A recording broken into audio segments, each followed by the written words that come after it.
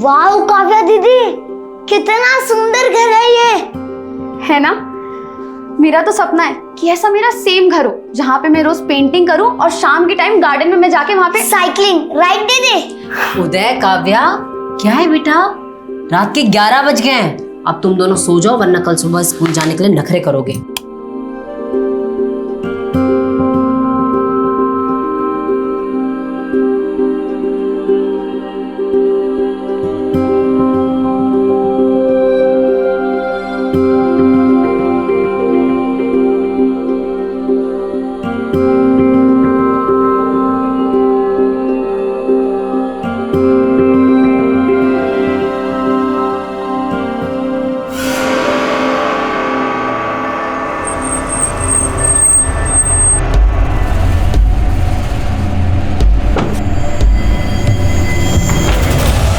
नमस्कार, मैं Sonali Kulkarni crime petrol सतर्क के इस नए अध्याय में आपका स्वागत करती हूँ।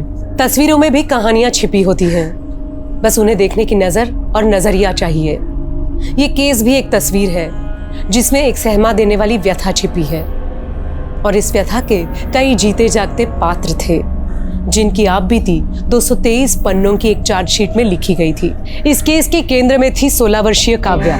पेंटिंग और साइकिलिंग का शौक रखने वाली काव्या ने सोचा नहीं होगा कि वो एक ऐसे गुनाह का केंद्र थी जहां से ये केस 360 डिग्री का घुमाव लेकर एक ऐसी परिधि का निर्माण कर रहा था जिसके अंदर इंसानी दर्द को चीर देने वाली सिसकियां भी थी और डरा देने वाला हाहाकार भी। कहते हैं इंसान के शरीर में जितने रोम होते हैं, पूरे जीवन काल में उसके मन में उतनी ही संख्या के कई ख्याल जन्म लेते हैं, और इस केस को जन्म देने वाला भी एक ख्याल था, एक ऐसा विकृत ख्याल जो हिंदुस्तान की क्राइम हिस्ट्री का काला धब्बा बन गया। मैं कोई बहाना नहीं सुनूंगी काव्या, चल उठ, स्कूल तो जाना ही पड़ेगा। मम्मी सच में पेट में बहुत दर्द हो रहा है। काव्या, तेरे बहाने नहीं खत्म होते, चल उठ बेटा। हाँ सच बोल रही हूँ, विंची दादा की कसम। विंची दादा? ये कौन है? माँ Leonardo da Vinci, the famous painter जिन्होंने मोनालिसा बनाई थी। वाह बेटा वाह, और तू अपनी माँ को बना। उठ काव्या, बेटा बोर्ड एग्जाम्स है इस बार तेरे, कुछ तो पढ़ ले। अरे माँ पढ़ लूंगी, लेकिन अभी तेरे पापा आ गए। अरे तू काव्या सुन बेटा। अरे तू पापा मेरा बच्चा। पापा मैंने एक पेंटिंग बनाई है, आपको दिखाऊंगी। हाँ भी। और अब कहाँ गया पेट दर्द? अभी भी हो रहा है पापा, देखो ना। काव्या, तेरी नौटंकी बंद कर, जल्दी रेडी हो और स्कूल जा, वरना लेट हो जाएगी तू। अरे क्या सरिता, बेचारी के पेट में दर्द हो रहा है और तुम इसे डांट रही हो। जा बेटा, आज की तेरी स्कूल की छुट्टी। बिगाड़ो और बिगाड़ो बेटी को। एग्जाम में इतने बड़े बड़े अंडे मिलेंगे ना तो मुझे मत कहना। अरे कुछ नहीं होगा। माँ, अगर दीदी स्कूल ना जाए तो मैं भी छुट्टी कर दूं? हाँ हाँ, क्यों नहीं। ये जल्दी यूनिफॉर्म पहनो, रेडी हो, तेरी स्कूल बस आ रही है। सरिता, मुझे 1 घंटे में निकलना है। हाँ, तुम जरा चाय रख दो। अरे ये क्या बात हुई? और आप अपनी हेल्थ का बिल्कुल ध्यान नहीं रख रहे हैं आजकल। इतना नाइट शिफ्ट क्यों कर रहे हैं आप? क्या करूं, दूसरा यूनिट जो शुरू हो रहा है, मैं भी नहा कर आता हूँ। हाँ, एक मिनट, आप ग्रीन चेक शर्ट पहन के गए थे ना, फिर ये? हाँ, वो नाइट ड्यूटी लगने वाली थी ना, तो मुझे अंदाजा था, इसलिए एक एक्स्ट्रा शर्ट साथ ले गया था। नहा कर आता हूँ। हाँ, इनकी गंदी शर्ट ना बैग में ही होगी, धोने में डाल देती हूँ।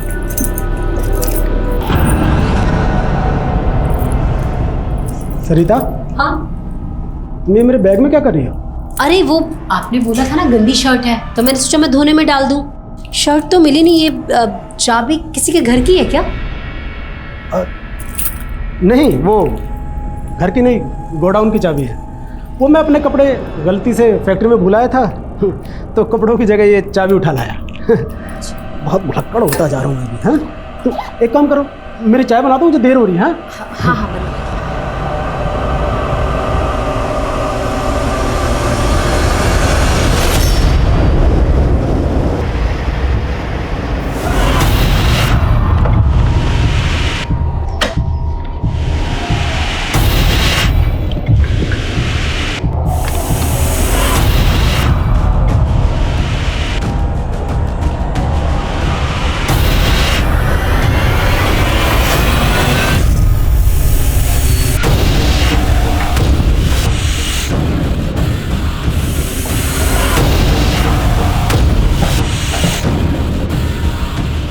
मॉर्निंग।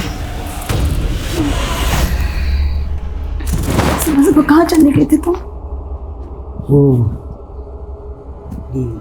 घर गया था। घर गए थे तुम? मैंने तुमसे कहा था ना कि अगर मुझसे रिश्ता रखना है तो अपने घर से रिश्ता तोड़ना पड़ेगा तुम्हें। सरिता, तुम समझने की कोशिश करो, ये इतना आसान नहीं है। देखो, तुम्हें अपनी वाइफ को डिवोर्स देना पड़ेगा, नहीं तो मैं उसको जाके सब सच सच बता दूंगी। सुबह आ गए मैं।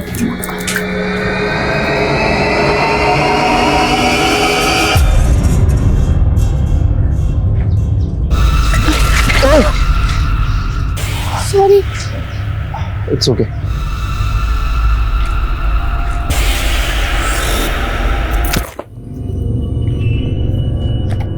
काव्या, चले बाल्टी उठा और अंदर लेके जा, मैं उदय को लेने जा रही हूँ।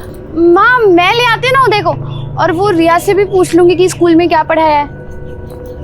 अच्छा, चल ठीक है, फिर तू ही चली जा। जा, और सुन, हाँ? उदय को लेके सीधा घर आना, कहीं भटकने की जरूरत नहीं है। हाँ माँ।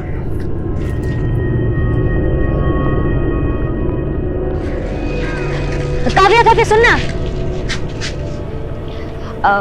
काव्या, मुझे ना तुझसे काम था। क्या काम है रोनी आंटी? नहीं माँ, दीदी मुझे लेने नहीं आई, इसलिए रिया दीदी मुझे घर छोड़ने आई। बहुत लापरवाह हो गई है ये काव्या, पता नहीं कहाँ चली गई। रिया बेटा, अगर तुम्हारे घर काव्या आए ना तो उसे कहना उसकी मम्मी बहुत गुस्सा कर रही थी। ठीक है आंटी, मैं बोल दूंगी उसको। ठीक है बेटा, ठीक, बाय। माँ, हाँ काव्या दीदी का फोन तो यहीं पे है।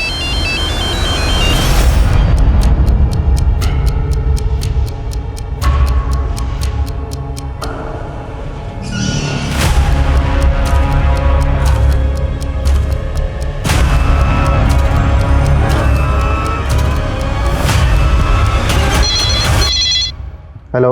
हाँ हेलो, हाँ जी, मैं मयूर की वाइफ बोल रही हूँ, मेरी उनसे बात करा दीजिए प्लीज। सरिता जी, मयूर ने 2 दिन की छुट्टी ली थी और पिछले 2 दिन से वो फैक्ट्री नहीं आया है। 2 दिन से नहीं आया?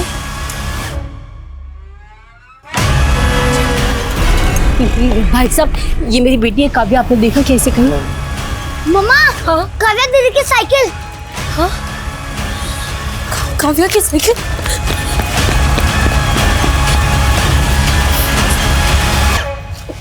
भाई साहब सुनिए ना, ये मेरी बेटी है काव्या, 15-16 साल की है, ये उसकी साइकिल, आपने देखा क्या?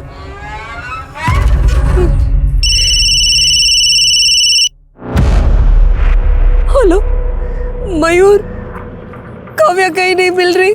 तुम फिक्र मत करो, मैं भी आ रहा हूँ, किसी काम में फंसा हुआ था। मयूर प्लीज झूठ मत बोलो, मुझे पता तुम 2 दिन से फैक्ट्री नहीं गए हो। क्या बोल रही हो सरिता? मुझे कोई बहस नहीं करनी, बस मुझे काव्या मिल जाए, मुझे और कुछ नहीं चाहिए। काव्या जरूर मिल जाएगी, तुम परेशान मत हो, मैं आ रहा हूँ ना। तुम एक काम करो, तुम तब तक पुलिस को इन्फॉर्म करो।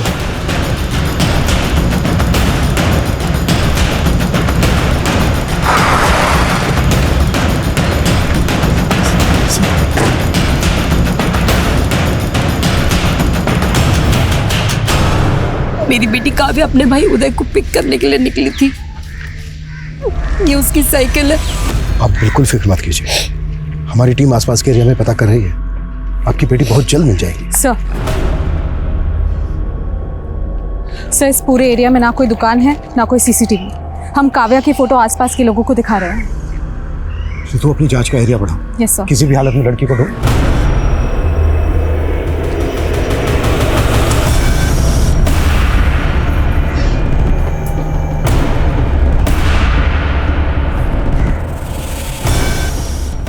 कैसे इस्माइल, मतलब काव्या को अगवा किया गया है? ये पूरा एरिया छान मारो, दिन दहाड़े ऐसी कोई लड़की गायब नहीं हो सकती। एक आदमी को काव्या का फोटो दिखाओ, किसी ने किसने काव्या को जरूर देखा हो। Yes sir.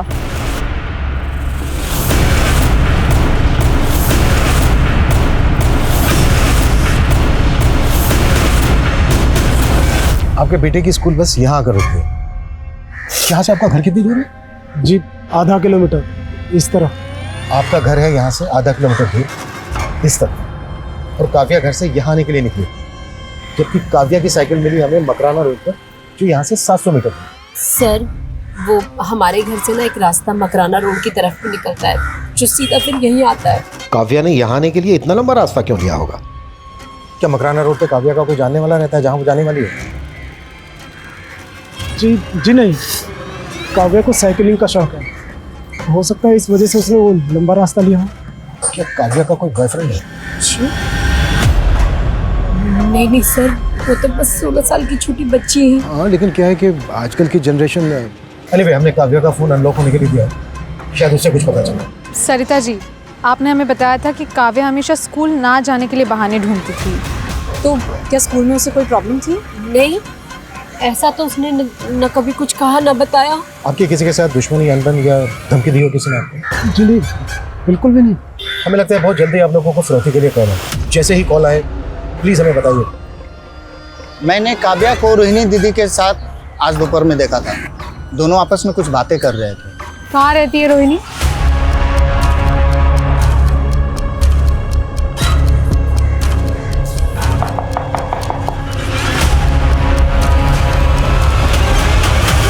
जी हाँ, मैं दोपहर को मिली थी काव्या से।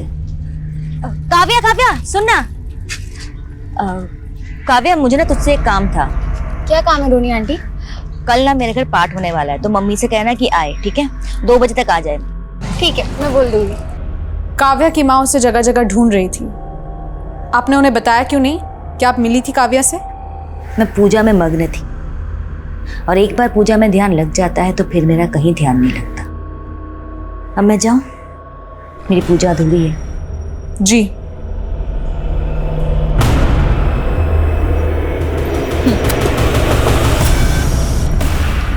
सर, फॉरेंसिक्स ने ये कंफर्म किया है कि काव्या की साइकिल के पास जो रुमाल मिला, काव्या के पेरेंट्स को अभी तक रैंसम का कॉल आया नहीं। 12 घंटे हो गए हैं किडनैपिंग में। अब तक तो कॉल आ जाना चाहिए था।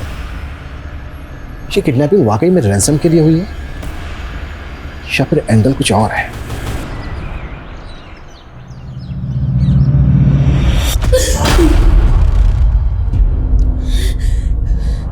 काव्या नहीं है। सुनो, ये काव्या नहीं है, ठीक है? ये काव्या नहीं है। किसी को भी ऐसे लटा के मत बोलो कि ये हमारी बच्ची, तो हम नहीं मानेगी। ये काव्या नहीं, ये काव्या नहीं। संभालिए अपने। ये अरे ये काव्या ही नहीं है इसमें। चलिए। ये काव्या नहीं है भाई, और मेरी बात शांत हो जाइए मैम, शांत हो जाइए। मयूर जी, ये जली हुई बॉडी हमें उसी एरिया के पास मिली जहाँ पर काव्या की साइकिल मिली थी। वैसे तो बॉडी 99% जल चुकी है, लेकिन राइट हैंड का कुछ हिस्सा जला नहीं, और उस पर एक मार्क है। काव्या के कलाई पे भी निशान था। तो क्या ये काव्या की? काव्या! ना तो फिरौती मांगी गई है, ना ही कोई दुश्मनी का एंगल सामने आया है। आखिर 16 साल की बच्ची को कोई इतनी बुरी तरह से जलाकर क्यों मारेगा? काव्या का फोन अनलॉक हुआ? सर, मेरी साइबर टीम से बात हुई है, 1-2 दिन में हो जाना चाहिए। काव्या के पेरेंट्स ने किसी पर शक नहीं जताया। कहीं ऐसा तो नहीं है कि काव्या के पेरेंट्स हमसे कुछ छुपा रहे हैं जो इस केस से कनेक्टेड है, इसलिए इस केस की कड़ियां नहीं जुड़ रही हैं? एक काम करो, काव्या के पेरेंट्स की बैकग्राउंड का बात। सर, मैं सोच रही थी कि काव्या की फ्रेंड रिया से बात करूं। हो सकता है जो बात पेरेंट्स को ना मालूम हो वो दोस्त को मालूम हो। काव्या बार बार स्कूल ना जाने के बहाने ढूंढती थी। क्या स्कूल में उसे कोई बुली कर रहा था? नहीं मैम, ऐसा बिल्कुल नहीं था। उसका दिमाग कभी पढ़ाई में लगता ही नहीं था। उसका दिमाग तो हमेशा पेंटिंग बनाने में और साइकिलिंग करने में लगता था। काव्या के पेरेंट्स का कहना है कि उसका कोई बॉयफ्रेंड नहीं था। क्या तुम्हें पता है उसके बॉयफ्रेंड के बारे में? मेरे हिसाब से काव्या का कोई बॉयफ्रेंड नहीं था। गुड्डू, इधर आ। यहाँ भी पीछे, स्कूल में भी पीछे। हाँ, आगे कब बढ़ेगा? अरे स्कूल में तेरा नाम जनक रखा था, ये सोच के कि राजा जनक जैसा विद्वान बनेगा, और तू नाम खराब करने पे तुला है। अब दिसंबर, आजकल बहुत नाटक हो गए तेरे। हैं? अरे बाजार भाव से ज्यादा पैसे दे रहा हूं, फिर भी तू नाटक कर रहा है। देखिए प्रमोद जी, मैंने पहले ही आपसे कहा है कि मुझे वो जमीन नहीं बेचनी। सोच ले दिसंबर, बेटा छोटा है भी तेरा। देखिए, धमकी मत दीजिए। वरना क्या करेगा तू? वरना क्या? अरे साला 2 कड़े का आदमी सर पर बैठेगा। सर फोड़ दिया।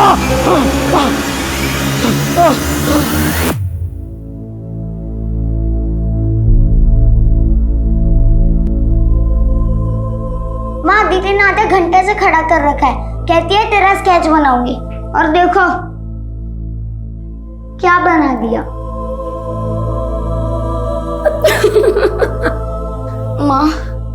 माँ, अब दीदी वापस कभी भी नहीं आएगी। बोलो ना माँ, चुप क्यों हो?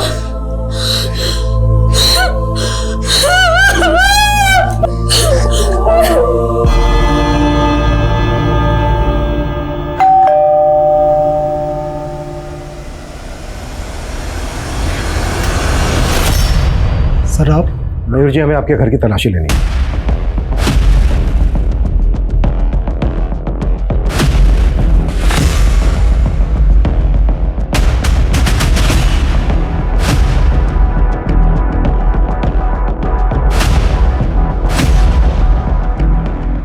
ये पेंटिंग काव्या ने खुद बनाई थी? जी हाँ, इसी ने बनाई है। लेकिन आप लोग ये ढूंढ क्या रहे हैं? बेटी हमारी मरी है और आप हम ही पर शक कर रहे हैं। ये मयूर जी, हम आप पर शक नहीं कर रहे हैं। हमें बस एक क्लू की तलाश है जिससे ये पता चल सके कि काव्या के साथ जो हुआ वो क्यों हुआ। यही सवाल तो मुझे खाए जा रहा है। मेरी और सरिता की किसी से ऐसी कोई दुश्मनी नहीं है कि कोई हमारी बेटी को मार दे। मरी नहीं है मेरी बेटी, मेरी बेटी मरी नहीं है। मेरी काव्या जिंदा है, वो जिंदा है। सर, मैंने काव्या के स्कूल में पूछताछ की। काव्या की किसी के साथ कोई प्रॉब्लम हो ऐसा कुछ सामने नहीं आया। लेकिन सर, मैंने काव्या की पड़ोसी रोहिणी का बैकग्राउंड चेक किया। काफ़ी कर्मकांड वाली औरत है। बच्चा नहीं हो पाया इस बात का काफ़ी मलाल है उसे। और सर, रोहिणी का एक मुंह बोला भाई है सर्वेश, जो एक सन्यासी है। तुम्हारे कहने का मतलब है कि ये तंत्रबंध का चक्कर हो सकता है? रोहिणी ने ही बच्चा पाने की चाहत में काव्या के साथ कुछ कर दिया? सर, मैंने खबरियों से कहा है कि रोहिणी के सन्यासी भाई की कुंडली निकाले। रोहिणी, जीजा जी नहीं आए? मैं जानता था वो नहीं आएंगे। तुम उनकी छोड़ो, ये बताओ आगे क्या करना है? ये लो, उन्हें खाने में मिलाकर एक बार खिला देना, फिर जो तुम चाहोगे सिर्फ वही होगा।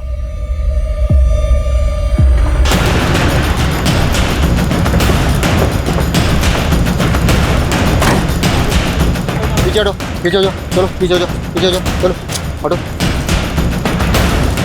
इस लड़की के भी राइट हैंड की कलाई पर मार्क है। सर।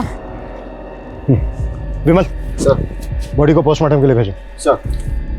सर, उस जली हुई लाश की फोरेंसिक रिपोर्ट आना बाकी है, लेकिन डॉक्टर ने मुझे अभी अभी कंफर्म किया कि वो लाश किसी 25 से 26 साल की ग्रोन अप लड़की की थी। 25 से 26 साल की लड़की की थी? लेकिन काव्या तो सिर्फ 16 साल की थी। तो क्या मयूर से गलती हुई? या फिर मयूर ने जानबूझकर गलत शिनाख्त की? इस लड़की के राइट हैंड की कलाई पर भी एक मार्क है। कहीं यही तो काव्या नहीं है? पहले आपसे पहचानने में भूल हुई थी। वो जली हुई लाश आपकी बेटी काव्या की नहीं थी। देखा, मैंने कहा था ना वो हमारी काव्या नहीं थी, और ये भी हमारी काव्या नहीं है। ये अपना काम ही नहीं करना चाहते, हमसे अपना पल्ला छुड़ाना चाहते हैं ये। Sarita ji, I am very sorry, but इस बार जो हमें लाश मिली है उसकी कद काठी और उम्र काव्या से बिल्कुल मैच करती है, और इसके दाहिने हाथ की कलाई पर भी एक निशान है। प्लीज आप लोग वो निशान देख लीजिए। ये मेरी बेटी नहीं है। नहीं, आप परेशान कर रहे हैं, हमें जानबूझ के परेशान कर रहे हैं। मेरी बेटी नहीं है। चलो चलो सरिता, ये हमारी बेटी नहीं है, चलो। एक जली हुई लाश, एक सर कटी लाश और एक गंभीर सवाल। काव्या को वाकई मार दिया? इस केस को भटकाने की चाल थी। काव्या अब भी उसकी माँ और भाई की उम्मीदों में जिंदा थी। डीएनए लगभग 30 दिन का समय लेने वाला था, और अब तक ये चर्चाएं गर्म थी कि इस केस के इन्वेस्टिगेटिव ऑफिसर ने अपने पिछले 2 केस 48 घंटे के अंदर क्रैक कर लिए थे। लेकिन क्या इस केस में 48 दिन या 48 महीने भी काफी थे? पुलिस ने किडनैपिंग, रंजिश, ऑनर किलिंग और तंत्र से जुड़ी कई थ्योरीज बनाई थी, लेकिन इस केस की जड़ से एक विशालकाय पेड़ पनप रहा था, जिसके गुनाह की गर्म छाया सारा माहौल गर्म करने वाली थी।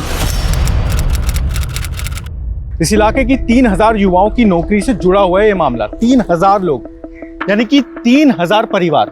अब सवाल ये उठता है कि क्या हमारे नेता धर्म और जात की राजनीति को छोड़ के इस अहम मुद्दे पर बात करेंगे रोजगार जैसे? शायद नहीं करेंगे। मैं दुष्यंत, कैमरामैन सुभाष के साथ अब तक। दुष्यंत, ये क्या फीके न्यूज देते रहते हो यार, थोड़ा तड़का लगाओ ना। सोनाली, मैं जर्नलिस्ट हूँ, मैं बावर्ची नहीं हूँ। एंड बाय द वे ये जयदत्त ग्रुप ऑफ हॉस्पिटल की फाइल है, देख लो। खेड़ापुर के गांव के लोगों का ऑपरेशन किया गया, उनके ऑर्गन्स निकाले गए, उनको डराया धमकाया गया। It's a serious matter Sonali. Dushyant, news serious नहीं सेंसेशनल होना चाहिए। और वैसे भी क्या फर्क पड़ता है यार, छोटे से गांव में क्या हुआ? फर्क पड़ता है। हम लोग इस प्रोफेशन में इसलिए आए थे ना, ताकि मेन स्ट्रीम मीडिया में वो मुद्दे हम दिखाएंगे जो अब तक नहीं दिखाए जा रहे थे। Sorry Dushyant, as a wife मैं तुम्हें सपोर्ट करती हूँ, लेकिन एडिटर के नाते मैं ये स्टोरी अलाउ नहीं कर सकती। वैसे ही बहुत मानहानि के दावे हैं हमारे खिलाफ। I can't take the risk, please understand. हम लोगों की सोच बहुत अलग है एक्चुअली। तुम ना सिर्फ शोर मचाना चाहती हो, लेकिन मैं सच दिखाना चाहता हूँ। सोनाली, हम हस्बैंड वाइफ है ठीक है, लेकिन मुझे लगता है मैं तुम्हारे साथ अब काम नहीं कर पाऊंगा। I think I should leave this channel now. Enough. Dushyant, नहीं यार, बस सोनाली हो गया अभी। इतना सीरियस क्यों हो रहे हो यार? Just relax. देखो, अभी कुछ देर में मैं लाइव जा रही हूँ, हम आराम से बैठ के बात करेंगे ना इस बारे में letter. Chira, I C you soon.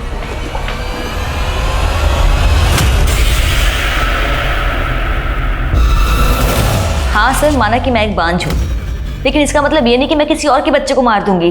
देखिए, हम आप पर ऐसा कोई इल्जाम नहीं लगा रहे, पर हमने सुना है कि आप बच्चा पाने के लिए बहुत पूजा पाठ करती हैं, दूसरी विधियां करती हैं अपने इस मुंह भाई के साथ मिलकर। हाँ, तो इसमें गलत क्या है? इस तरह की पूजा पाठ में बलि भी दी जाती है, इंसान की बलि। इंसानी नहीं, पशु की बलि दी जाती है इंस्पेक्टर साहब। शास्त्रों में शस्त्रों से ज्यादा शक्ति होती है, और इसी शक्ति की मदद से मेरी बहन को बच्चे की प्राप्ति होगी। ये बात मैं लिखित में दे सकता हूँ। महोदय, यदि आपने दोबारा हमारी बात काटने का कष्ट किया तो आपको हमारी शक्ति का परिचय होगा, और ये बात मैं भी लिख के दे सकता हूँ। बलि के लिए बकरे कहां से लाए जाते थे? एक एक डिटेल देना हमें। तुम्हारे दिमाग में चल क्या रहा है मयूर? ना कोई कॉल, ना कोई मैसेज, ना कोई रिप्लाई। तुम कर क्या रहे हो? कितने दिनों से तुम्हें कॉल कर रही हूँ मैं। सुनीता, तुम समझने की कोशिश क्यों नहीं कर रही हो? तुम्हें पता है यहाँ पुलिस आ रही है, बिना मतलब हम पर शक करेगी, बाल की खाल निकालेगी। तुम समझा करो ना, बस थोड़ा सब्र करो। मैं अभी तुम अभी भी सुनीता के टच में हो। सरिता, तुमसे ज्यादा घटिया और सेल्फिश बाप इस दुनिया में कोई नहीं होगा मयूर। निकल जाओ यहां से और जाके रहो अपनी उस प्रेमिका के साथ। सुनीता सिंह? जी सर, मयूर का पिछले 1 साल से सुनीता सिंह के साथ अफेयर चल रहा है। काव्या की मौत का कनेक्शन इस अफेयर से तो नहीं है? कहीं ऐसा तो नहीं है कि काव्या का पिता मयूर ही काव्या की मौत का कारण है?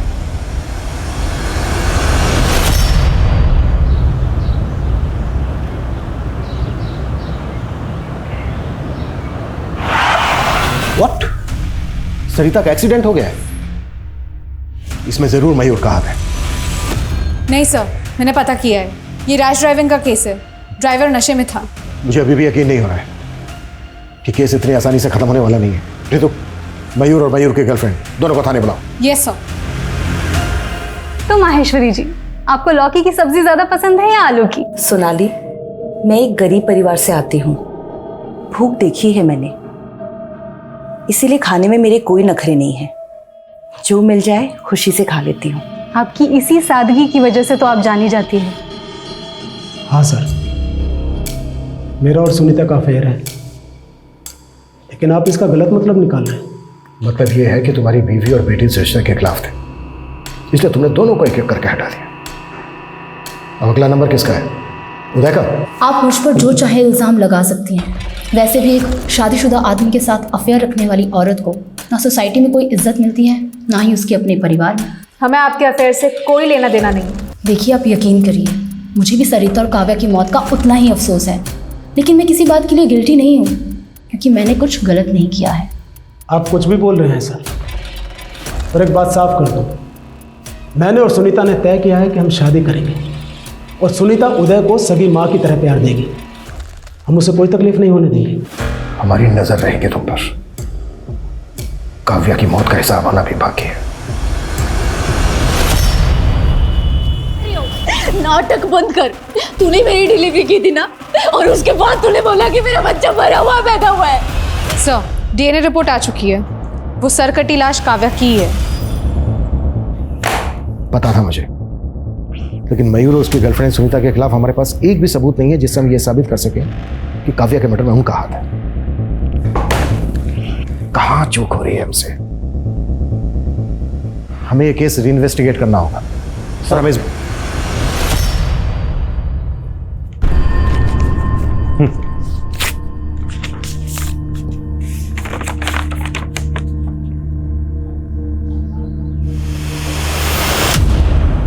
क्या हुआ सर? प्रमोशन लेटर है। कॉन्ग्रेचुलेशंस।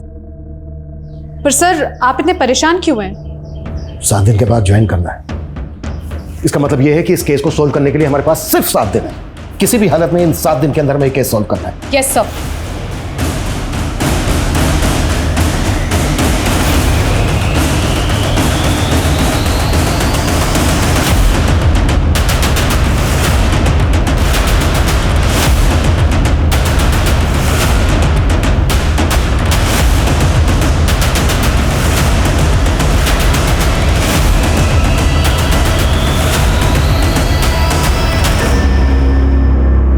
सोनाली, ये जो वीडियो वायरल हुए देखा है तुमने?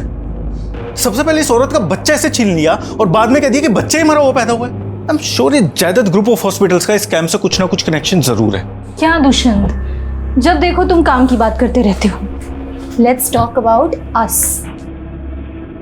कितने दिन हो गए ना हमने अच्छे से टाइम स्पेंड नहीं किया।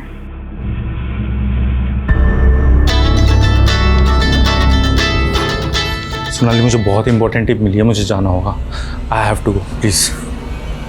हेलो,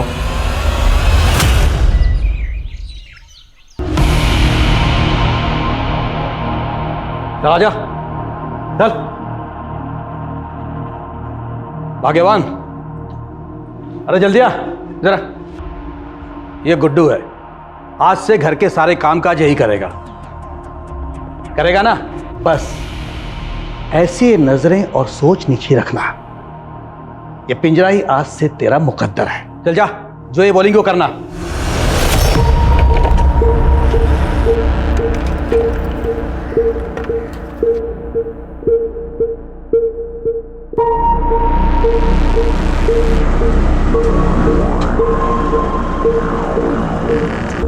कहाँ हो तुम? अभी आधा घंटा और लगेगा। तो फिर मुझे इतना जल्दी क्यों बुलाया? और तुमने उस लड़की की वो इन्फॉर्मेशन निकाली जिस लड़की का वीडियो वायरल हुआ था सनातन हॉस्पिटल का?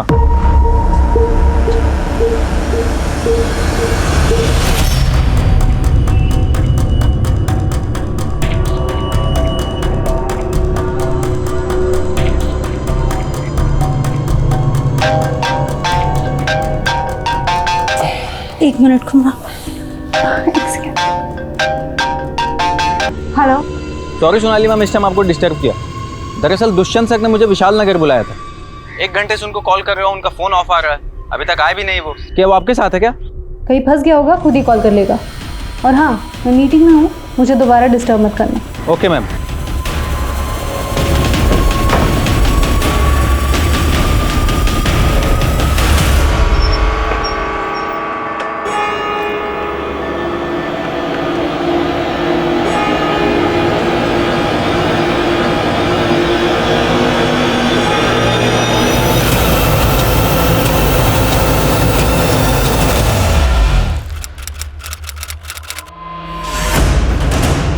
जैन सर। जय हिंद जिंदल। अब तक न्यूज़ चैनल का को फाउंडर दुष्यंत 2 दिन से मिसिंग है। आज उसकी वाइफ सोनाली, जो खुद चैनल की एडिटर है, उसका फ़ोन आया था मुझे। अब ये केस तुम हैंडल करोगे। जैन सर।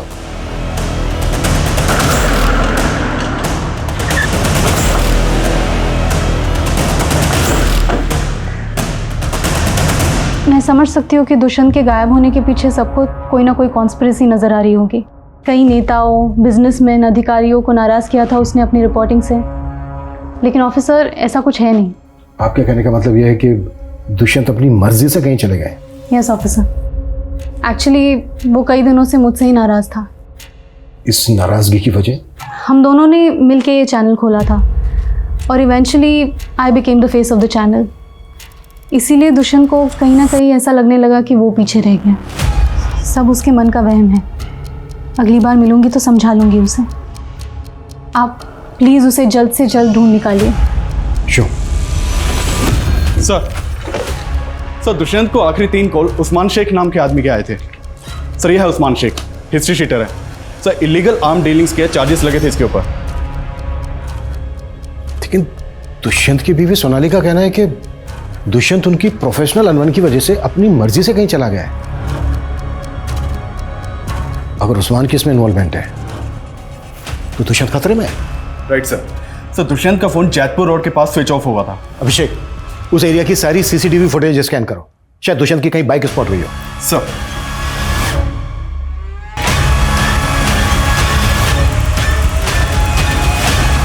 उस्मान सैयद दुष्यंत किसी ड्रग डीलर के कांटेक्ट में था।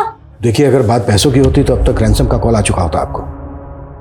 हमें डाउट है कि उस्मान को किसने सुपारी दी दुष्यंत की। माय गॉड, वो किस हाल में होगा? आपको शक है किसी पर? नहीं, अभी कुछ समझ में नहीं आ रहा है। मैं आपको खुद फोन करूंगी। Please give me some time.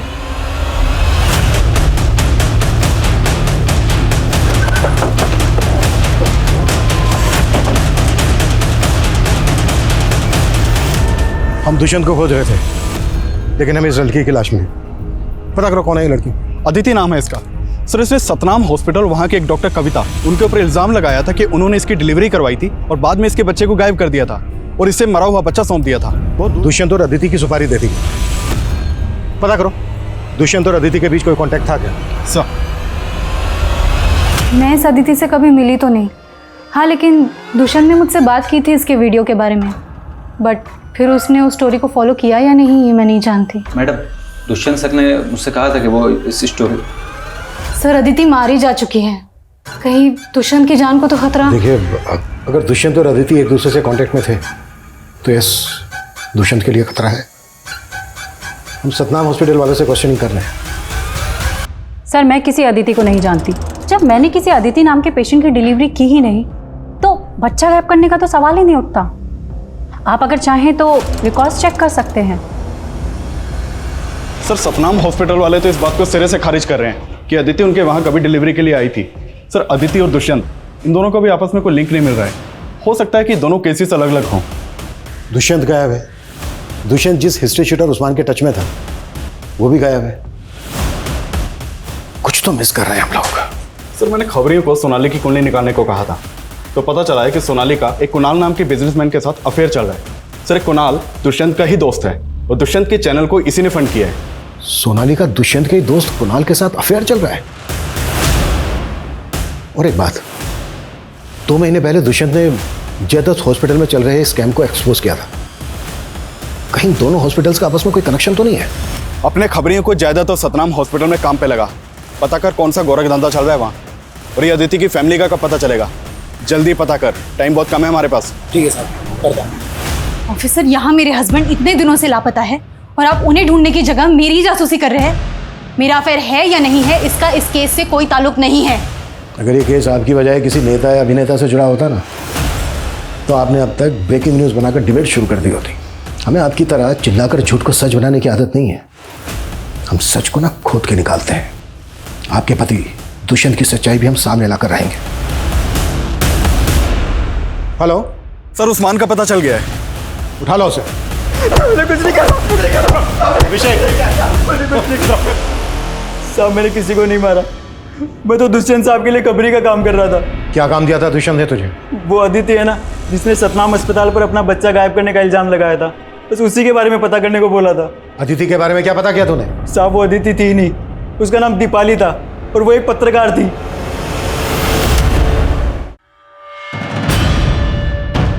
Sir Usman सही बोल रहा था। दीपाली और अदिति जिस अखबार के लिए काम करती थी उससे मेरी बात हुई। एक जर्नलिस्ट इतने रेपुटेड हॉस्पिटल पे आखिर ब्लेम क्यों कर रही थी? आज का बुलेटिन यही समाप्त होता है। अंत में एक रिक्वेस्ट, अगर आपको मेरे पति दुष्यंत के बारे में कोई भी जानकारी मिलती है तो कृपया नीचे दिए गए नंबर पर संपर्क करें। Thank you. तो महेश्वरी सतनाम और जयदत्त इन दोनों हॉस्पिटल में साइलेंट पार्टनर है। Yes sir. और वो अब तक चैनल के एडिटर सोनाली, उसके भी काफ़ी करीबी ताल्लुकात हैं महेश्वरी के साथ। मैडम के ऊपर करप्शन के कई चार्जेस हैं और मैडम की इमेज को क्लीन करने के लिए पूरे जोर शोर से लगी है सोनाली। महेश्वरी जी, इस बार आपका इंटरव्यू आपके गांव में करेंगे। अपने पापा को भी साथ रखिएगा। हाँ, जनता के दिलों को छू जाते हैं ऐसे मोमेंट्स। जनता की नब्ज हम नेता तो मैंकर से ज्यादा समझते हैं, वो सब हम पे छोड़ दो। खैर ये बताओ, तुम्हारे पति दुष्यंत की कोई खबर मिली? लेकिन सर आप ही ने तो ये केस मुझे हैंड ओवर किया था। देखिए सर, मैं इस केस को सॉल्व करने के काफी करीब हूँ। जिंदल, नो मोर आर्ग्यूमेंट्स। दुष्यंत का केस पांडे के हवाले करो और कल आकर मुझे हेडक्वार्टर में मिलो। जय Hind sir. Sir Maheshwari madam की इस इलाके में लगभग 15 इलीगल प्रॉपर्टीज हैं और मैडम को बने हुए अभी सिर्फ 2 ही साल हुए हैं। ये देखिए सर। और मेरे पास सिर्फ 24 घंटे हैं। हेडक्वार्टर से कॉल आ गया है। जो लोग चाहते ही नहीं है मैं इस केस को लेके आगे बढ़ूं। दिस सिस्टम इज सो।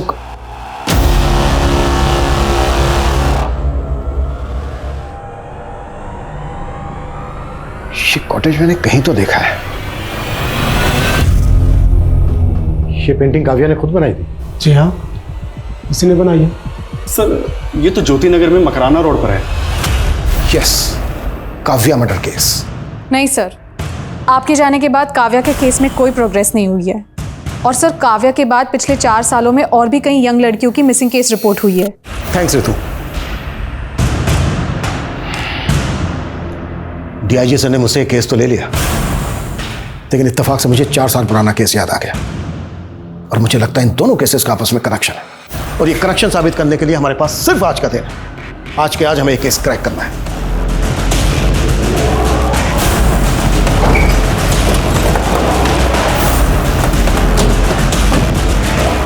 चलो। ये बंगला तो सालों से बंद है साहब, यहाँ कोई नहीं आता। बस कभी कभार गुड्डू भैया आते हैं। कौन है गुड्डू? महेश्वरी का पीए।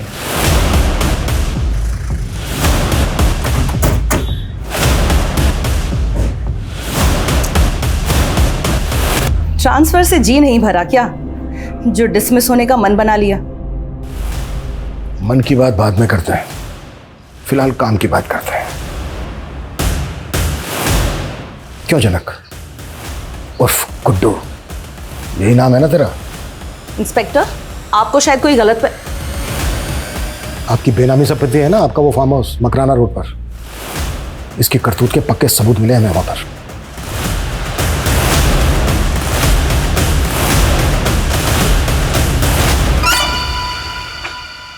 सर बहुत गंदी बदबू आ रही है इसमें। ये देखिए सर।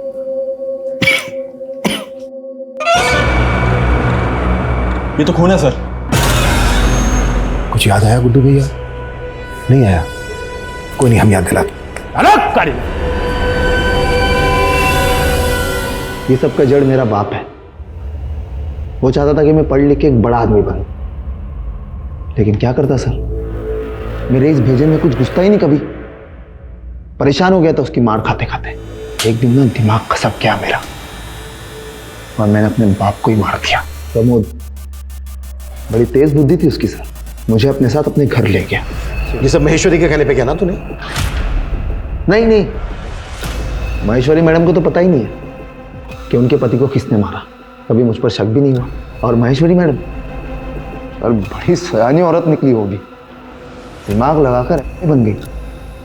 लेकिन मुझे बड़ा मानती है वो, इसलिए उसकी सेवा करता हूँ और मेवा खाता हूँ। काव्या को किसने मारा? काव्या अक्सर आती थी फार्म हाउस पे, देखते ही पसंद आ गई मुझे। अच्छी कलाकार थी, साइकिल भी बढ़िया चलाती थी। अच्छी लगी तो उठा लिया उसको। वो पत्रकार दुष्यंत, उसको भी मैंने ही मारा था। मैडम की जासूसी कर रहा था, अचानक फार्म हाउस पहुंच गया। कुछ तो ढूंढ रहा था वो और रास्ते से हटा दिया। और अदिति? अदिति को भी तू नहीं मारा? अदिति नहीं, दीपाली। हाँ दीपाली। दीपाली को तू नहीं मारा? उससे मेरा कोई लेना देना नहीं था सर। ये काम मैंने महेश्वरी मैडम के लिए किया। हैरान करके रखा था उसने मैडम को। वो न्यूज़ रिपोर्टर थी। अरे हॉस्पिटल पे इंक्वायरी बिठाना था उसको। वो जो नवजात बच्चे गायब हो रहे थे, उसके स्कैम को एक्सपोज करना चाहती थी वो। अब तक टोटल कितने लोगों को मारा है तूने? 30। पूरी गिनती रखता हूँ सर। जो दिमाग है ना, बहुत तेज हो गया मेरा। मगज का जूस पीकर। मगज का जूस पीकर मतलब? जिस किसी को मारता हूं ना, उसकी खोपड़ी अलग करके एक ज्योतिष मिले थे मुझे। उन्होंने मुझसे कहा किसी होशियार इंसान को मारकर उसके भेजे का जूस बनाकर रसपान कर लो, उसका सारा प्रभाव तुम हासिल कर लोगे।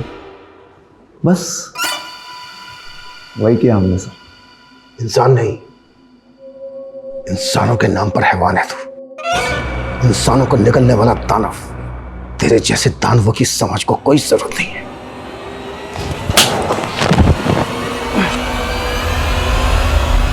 हमने आदि मानव से मानव बनने और मानवों द्वारा निर्मित की गई कई सभ्यताओं के विकास और पतन की गाथाएं सुनी होंगी, लेकिन ये गाथा मानवीय अस्तित्व को विचलित करने वाली व्यथा है। ये ख्याल ही आतंक से भरा हुआ है कि कोई इंसान को मार के खा सकता है। लेकिन जनक ने दावा किया है कि वो लगभग 30 लोगों को मार के उनके मगज का मांसाहार कर चुका है।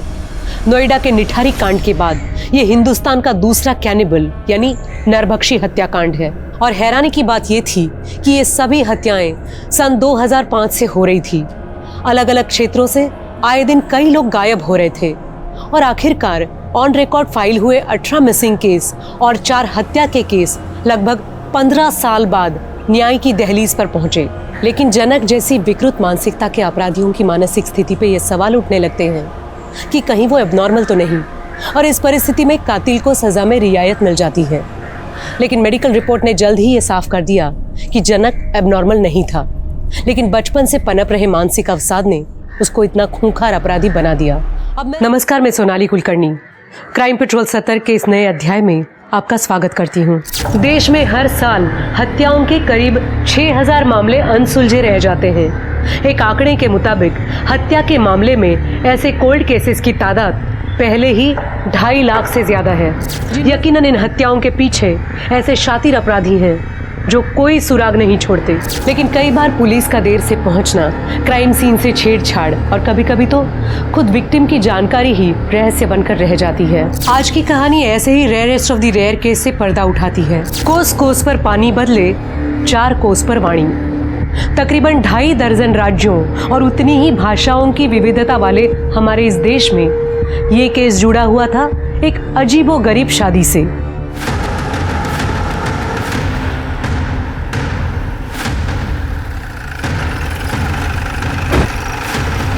साहब, मैं सुबह लकड़ी बीनने आया था। यहाँ पे एक लाश देखा, तभी मैंने आपको कॉल किया। चल।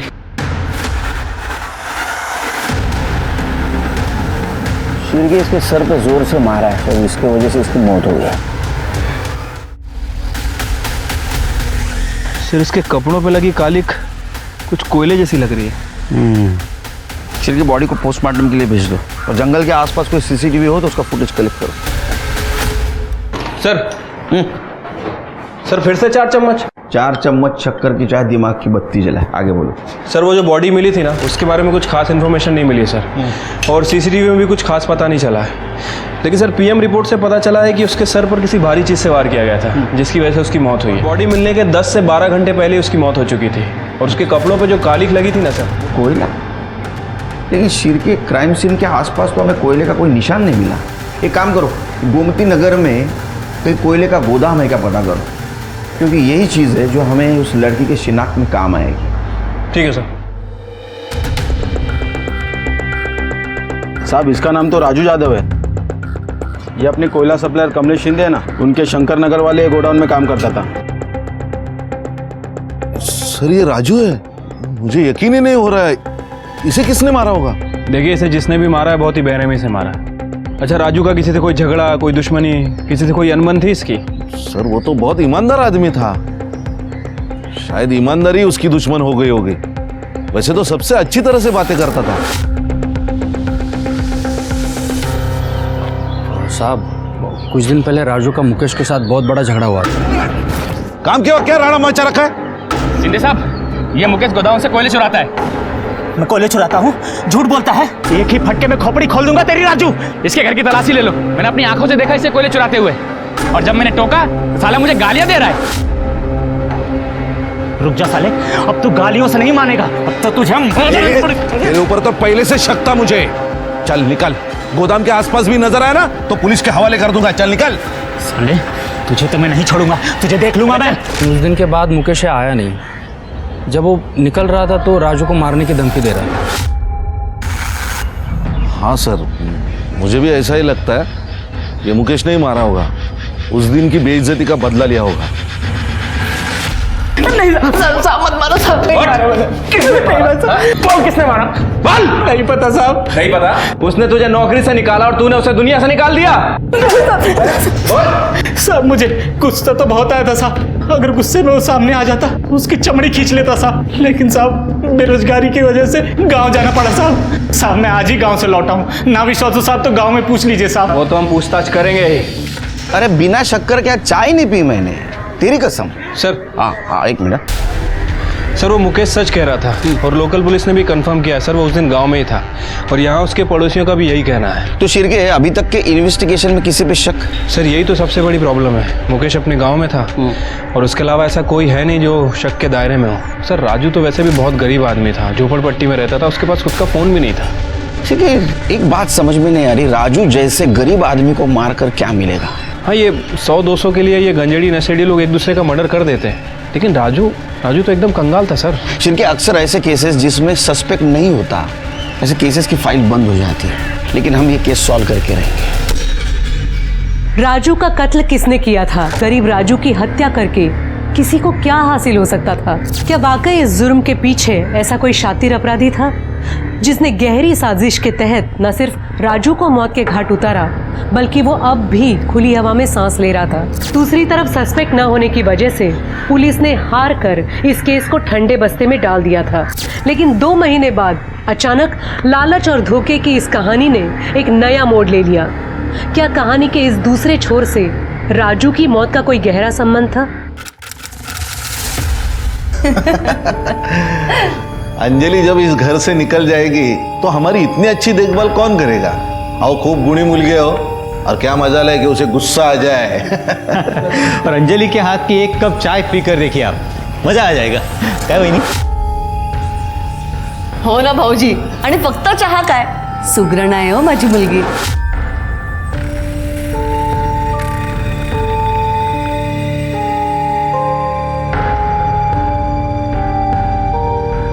वाह बेटिया, आपने जो फोटो दिखाई थी ना उससे भी ज्यादा सुंदर है आपकी बेटी। वरना लोग तो आजकल फोटोशॉप वाले सुंदर फोटो भेजते हैं और जब लड़की सामने आती है ना तब भेद खुल जाता है। अरे नहीं, ये हमारी छोटी लड़की है मोहिनी। अरे मोहिनी जरा अंजलि को लेके आ। अंजलि तो अभी आएगी। ये देखिए आ गई हमारी अंजलि।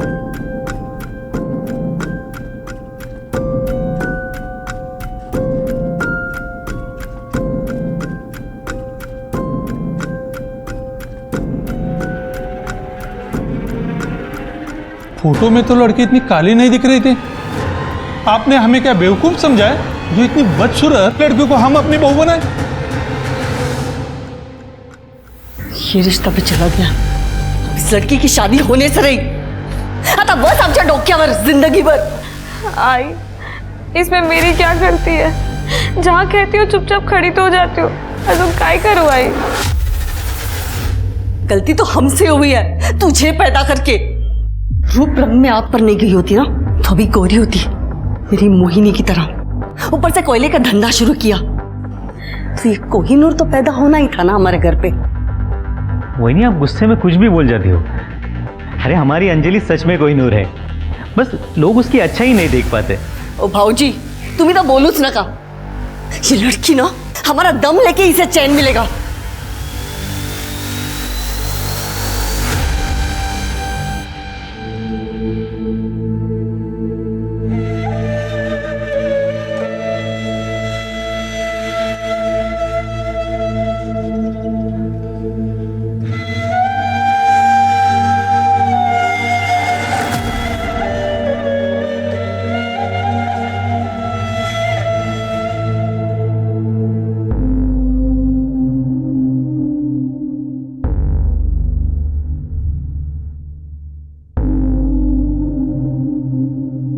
हे काय? तूने फिर से जेंट्स के कपड़े निकाल कर ये लेडीज वाले कपड़े पहन लिए? तुझे मना किया था ना, तुझे ये नहीं पहनना है। गाय दिन भर लड़कों के कपड़े पहन के घूमना पड़ता है, कम से कम घर पे तो मुझे चैन से जीने दिया करो, या तो मैं भुलाकर ही चैन आएगा कि मैं एक लड़की हूँ। अगर तुझे पैसे कमाने हैं तो तुझे भूलना होगा कि तू एक लड़की है। अब तेरी शादी के लिए नया शिकार ढूंढना होगा।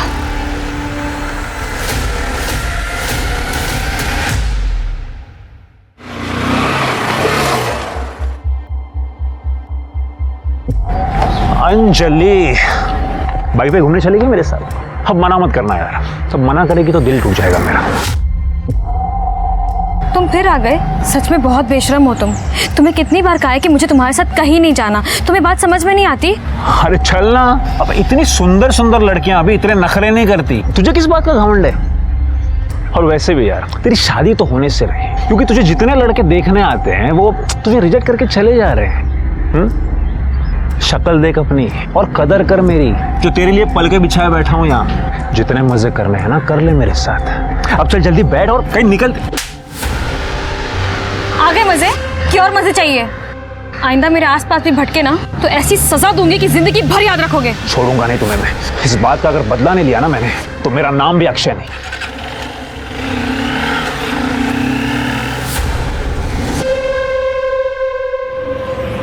चलो बाय।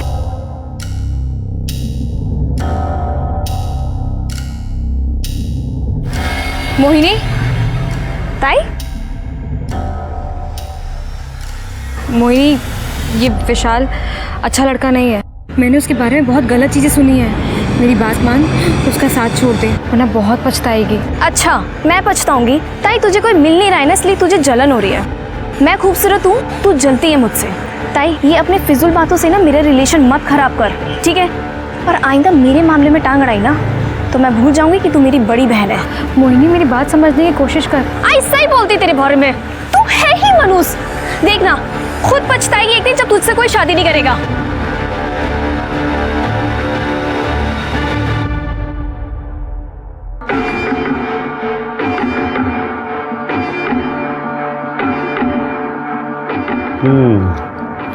ये सब ठीक है, लेकिन इनमें से पैसे वाली अमीर पार्टी कौन सी है?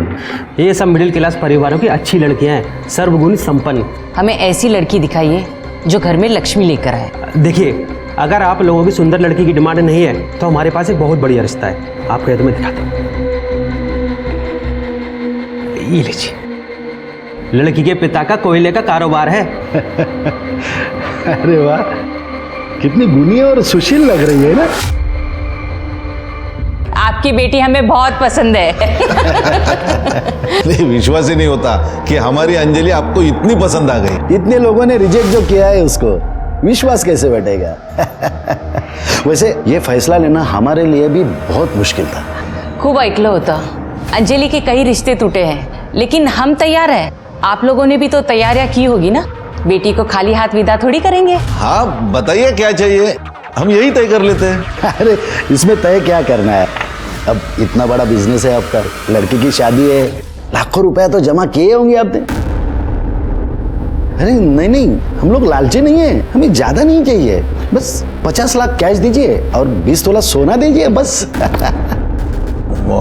ये ज्यादा नहीं है? अरे अहो दादा, इससे भी ज्यादा देने वाले के रिश्ते आए थे, लेकिन हमें आपकी बेटी पसंद है इसलिए ज्यादा नहीं कहा है। 30 लाख और 10 तोला सोना, इतना ही दे पाऊंगा। 40 लाख कैश दीजिए, 10 तोला सोना दीजिए।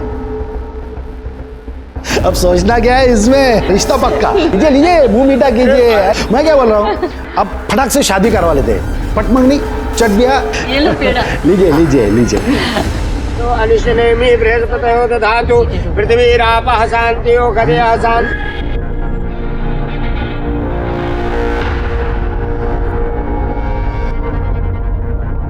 शिंदे, हाँ 20 लाख मिले, बाकी का पैसा? बस कुछ दिन में मिल जाएंगे, आप बेफिक्र रहे। देखना। हाँ हाँ जरूर।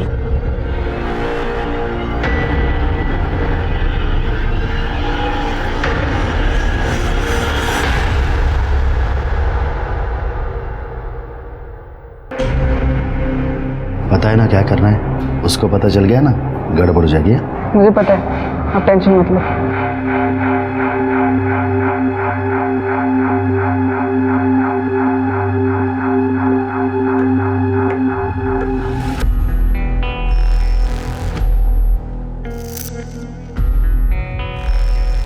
से ही आंखें बंद रखना, चाहे जो हो जाए आंख मत खोलना।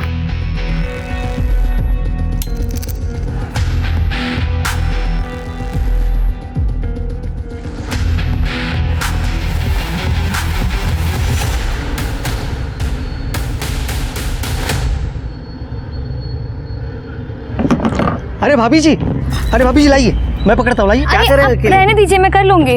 अरे आप क्या क्या करोगे भाभी जी, हमें भी तो सेवा का मौका दीजिए। लाइए, मैं पकड़ता हूँ, आइए।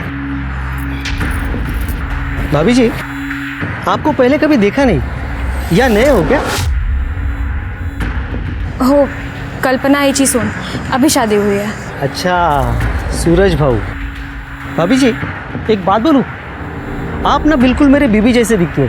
हाँ, वो वहाँ गांव में है और मैं यहाँ डंडा लेके खड़ा हूँ, चौकीदार का काम करता हूँ ना, इसीलिए आपको देखे ना उसी की याद आई। खरंच सांगतोय। ये दे दीजिए। Thank you.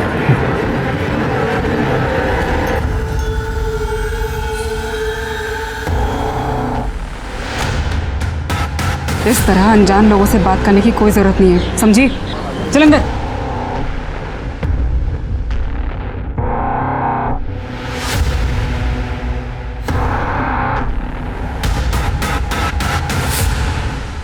सर ये सब देख के तो सर। नमस्कार सर। हाँ सर, मैं अपने पड़ोसी के बारे में कुछ बोलना चाहता था। पहले अपने बारे में बता। हाँ सर, मैं पीताम्बर काळे, नीरव नगर में रहता हूँ। मेरे पड़ोसी का नाम है सखाराम सावंत। माझ्याकडे वेळ नाही आहे, लवकर काय ते सांगा। सर ये सखाराम सावंत की बेटी है सोनम, 1 साल भर से गायब है। बड़ी अच्छी लड़की थी। मैंने वो सखाराम सावंत और उसके बेटे सूरज सावंत दोनों को बहुत बार पूछने की कोशिश की, लेकिन वो लोग अजीब ढंग से बात को टाल जाते हैं। सर फिर एक दिन बताया कि वो गांव चली गई है। हाँ तो इसमें अजीब क्या है? हो सकता है बेटी को गांव भेज दिया हो। लेकिन सर एक बहन को अपनी भाई के शादी में आना चाहिए कि नहीं? वो नहीं आई। अब ये उसका भाई सूरज दिखता भी कुछ अजीब ही है सर।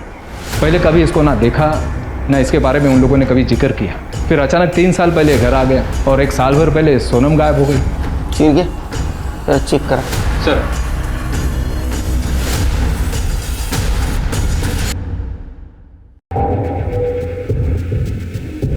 ये सोनम है, हमारी बेटी।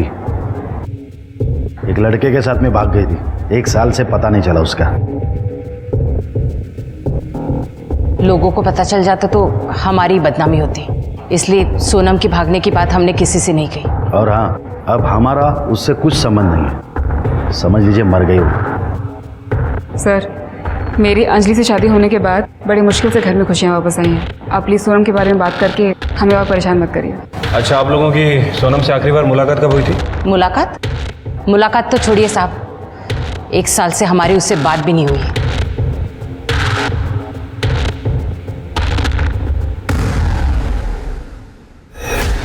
तृप्ति, इस सोनम की कुंडली निकालो। मुझे लगता है कि फैमिली हमसे कुछ छुपा रही है।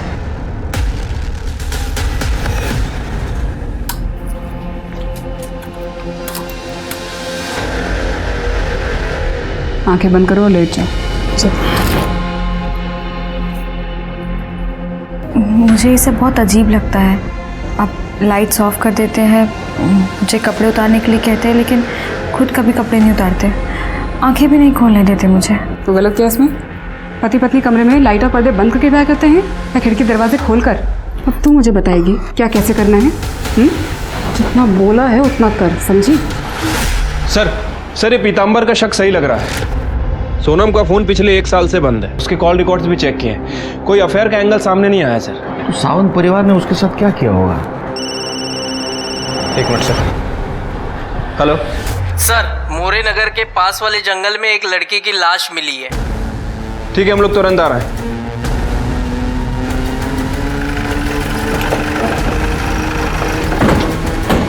स्मिता, चेक करा। सावंत परिवार की बहू। पिछले महीने इसकी सूरज के साथ शादी हुई थी सर। ये तो नीरव नगर में रहती। सर, सिर पर काफी गहरी चोट है। इसको जांच के लिए भेज दो। शिरके, इसके फैमिली को इन्फॉर्म कर दो, मुझे पूछताछ करनी पड़ेगी। ठीक है सर। लेकिन सर ये तो काफ़ी सुनसान इलाका है, रास्ते में कहीं भी CCTV कैमरा नहीं है। बॉडी को पोस्टमार्टम के लिए भेज दो। ठीक है सर। सर, ये पर्स मिला है और ये पर्स के अंदर ये मोबाइल मिला है, लेकिन ये बंद है। उसको टेक्निकल टीम के पास भेज दो सर।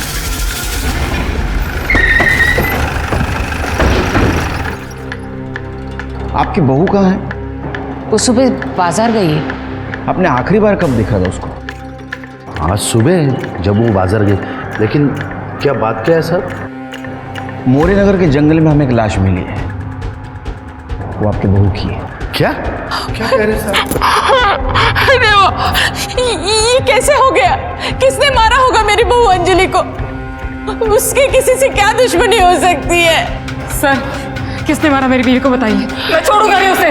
बेटा बाबा, अंजलि। शांत हो जाओ। आप कहाँ थे उस वक्त? दुकान पर अपनी। कीर्ति नगर से यहाँ तक जितने भी सीसीटीवी है सारा फुटेज कलेक्ट करो। शिरके, तुम्हें अजीब नहीं लगता जिस घर की बेटी 1 साल से गायब है उसी घर की बहू की हत्या हो जाती है, वो भी इस तरह? सर अजीब बात तो है। वैसे इस केस में एक और कॉमन लिंक है, कमलेश शिंदे। सर ये अंजलि उसी कमलेश शिंदे की बेटी है जिसके गोडाउन में ये राजू काम करता था, और राजू की हत्या भी 2 महीने पहले ही हुई है। इन दोनों केसेस का आपस में जरूर कुछ ना कुछ संबंध है, लेकिन क्या? अगर संबंध नहीं है, ये योगायोग की बात है, तो इस केस की जड़ तक हमें जाना होगा। हाँ सर। सर ये देखिए सर, 16 फरवरी की सुबह 11 बजे अंजलि कीर्ति मार्केट की सीसीटीवी में कैप्चर हुई है। फिर ये मार्केट में तो दिख रही है, लेकिन इसके बाद में घर गई या नहीं पता करो, मतलब प्रत्येक माहिती पाहिजे। हो सर। अंजलि, अंजलि! वो लालची सखाराम और उसके परिवार ने मारा है इसको। उसको पकड़ लो साहब, मेरी बेटी का खून किया है उसने। सर कमीनों ने 40 लाख रुपए मांगे थे दहेज में, 20 लाख रुपए देने बाकी थे, इसीलिए उन कमीनों ने मेरे बेटी को मारा होगा। शिंदे बैठे बैठे चाय पी रहा है, अब इसको भी यहाँ पे बिठा और उसको चाय पिलाते बैठ। सखाराम जी क्या हुआ? बाकी के 20 लाख कब भेजेंगे? अगर नहीं भेज सकते ना तो इसको भी वापस नहीं भेजने का, समझे? मेहरबानी करा। सखाराम जी बात मानिए ना, 4-5 दिन में करता हूँ कुछ तो। जरा आएगा। 4 दिन के अंदर पैसा मिलना चाहिए, नहीं तो तुम्हारा हमारा संबंध खत्म। और एक बात, अगर पैसा नहीं मिला ना तो पूरा गुस्सा इस पे निकलेगा। माझ्याकडून खूप मोठी चूक झाली साहेब कि उन लालची लोगों के साथ मैंने अपने बेटे को वापस भेज दिया। उन्हें पकड़ लीजिए सर और सीधे जेल में डाल दीजिए। हम इन्वेस्टिगेट करेंगे, आप जाओ। सर बाहर पीतांबर आया है, उसको भेजू? सर मी सांगितलं होतं ना तुम्हाला, सर ये सावंत फैमिली बहुत अजीब फैमिली है। अभी कुछ दिन पहले इन्होंने अपनी बहू अंजलि को घर के बाहर निकाल दिया। घर से मत निकालो, मैं कहाँ जाऊंगी? बाबा, मेरे मामा पैसे दे देंगे। तब तक इस घर के दरवाजे तेरे लिए बंद है, समझे? निकल यहाँ से। बाबा, सूरज, सूरज, सूरज।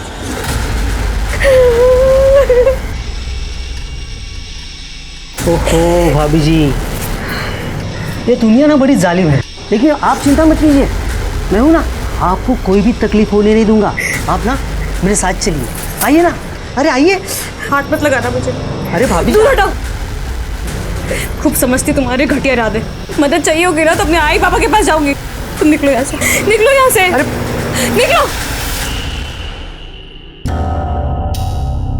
सूरज, बाबा। सर वो बेचारी अंजलि कई घंटों तक घर के बाहर बैठे रोती रही, फिर इन लोगों ने उसे घर में लिया। सर बड़े कमीने लोग हैं ये। सर उस पर भरोसा मत कीजिए, वो 1 नंबर का कमीना आदमी है। वो भी यही बोल रहा था आपके बारे में। आप मुझ पर विश्वास कीजिए ना सर। क्यों? एक तो वो अपनी बेटी की शादी मेरे बेटे से करवाना चाहता था, जब बात नहीं बनी तो इस तरह से बदला ले रहा है। चाय पानी का बंदोबस्त करो। हो बाबा। बैठो। कहो कैसे आना हुआ? वो छोड़ो, मेरी खूबसूरत लड़की को रिजेक्ट करके तुमने इस लड़की से अपने बेटे की शादी करा दी, क्यों? पता है कितना दहेज मिला है? अरे तो दहेज मैं भी देता ना। देखो सखाराम, पैसा ही सब कुछ नहीं होता। देख लेना सखाराम, तुम्हारा बेटा इस लड़की के साथ कभी खुश नहीं रहेगा। अभी भी देर नहीं हुई है, इसे रास्ते से हटा दो और मेरी बेटी को बहू बना लो। तभी से पीतांबर खुन्नस पाल कर बैठा है। मुझे तो लगता है उसने ही मेरे बहू का मर्डर किया होगा। सर, अंजलि की पोस्टमार्टम रिपोर्ट में उसके साथ रेप कंफर्म हुआ है सर। उसकी मौत 16 फ़रवरी को दोपहर 12 से 2 के बीच में हुई है सर। उसके साथ बलात्कार किया गया और बॉडी पर सीमेन सैंपल भी मिले हैं। तो इसका मतलब शिर्के जिसने अंजलि का रेप किया उसी ने उसको मारा है। अच्छा, ये सोनम सावंत के बारे में कुछ इन्फॉर्मेशन मिली? फिलहाल तो सर उसके बारे में कोई इन्फॉर्मेशन नहीं है। उसकी फोटो सभी जगह सर्कुलेट करवा दी है। वॉचमैन नितिन? सर वो वॉचमैन अंजलि के मर्डर वाले दिन से ही गायब है। उसका घर भी चेक किया है सर, सामान वगैरह कुछ नहीं है। शिर्के वो मिलना जरूरी है, ढूंढो, अरेस्ट करो उसको। ठीक है सर। सर, अंजलि के मोबाइल से इस केस के बारे में एक बहुत इंपॉर्टेंट इन्फॉर्मेशन मिली है, ये देखिए। ये तो राजू है शिर्के। अंजलि के मर्डर के 2 महीने पहले इसका मर्डर हुआ था। क्या अंजलि और राजू एक दूसरे को जानते थे? सर ये राजू के फ़ोन में अंजलि का फोटो इसके साथ मिलना, मतलब सर हो सकता है कि ये दोनों केस आपस में कनेक्टेड हों। शिर्के, अंजलि की पहली बहुत उलझी हुई है। इसका मतलब ये अंजलि के बारे में सबको सब कुछ नहीं पता। एक काम करो, इसके ससुराल और मैके को खंगालो, इसके बारे में कुछ ना कुछ इन्फॉर्मेशन जरूर मिलेगी। ठीक है सर।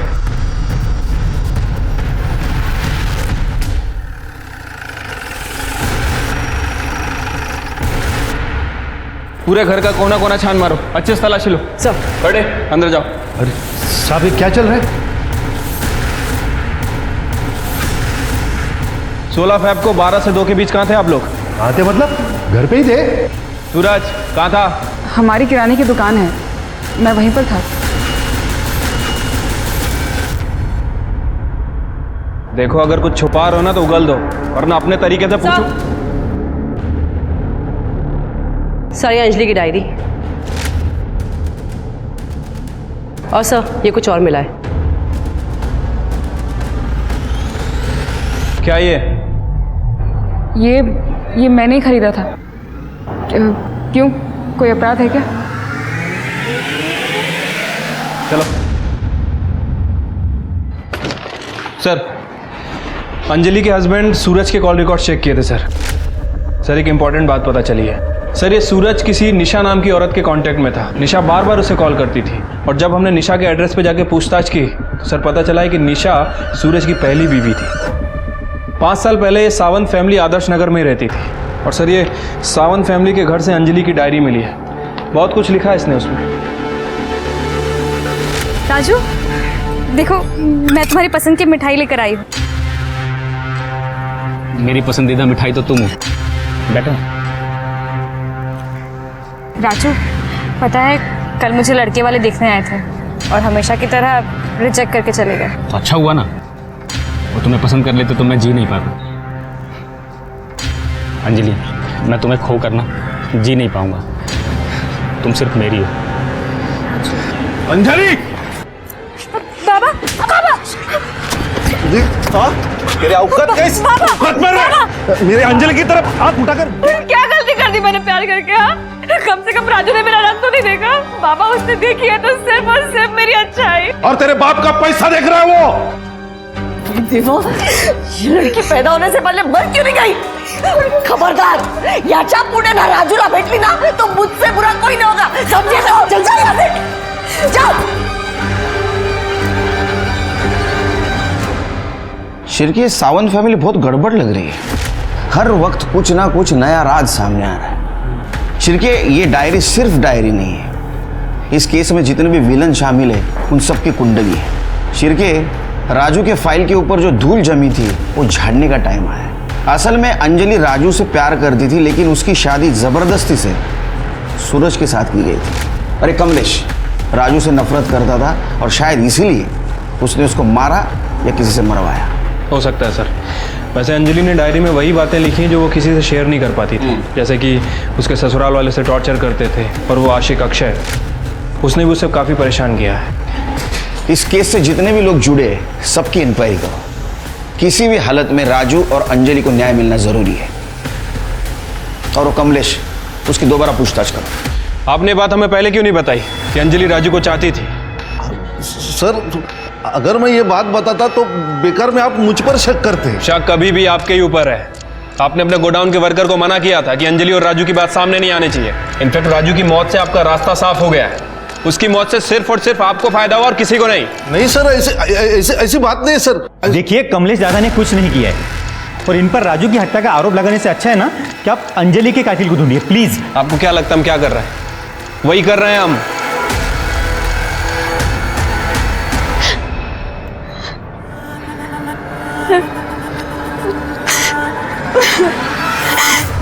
I'm sorry दीदी।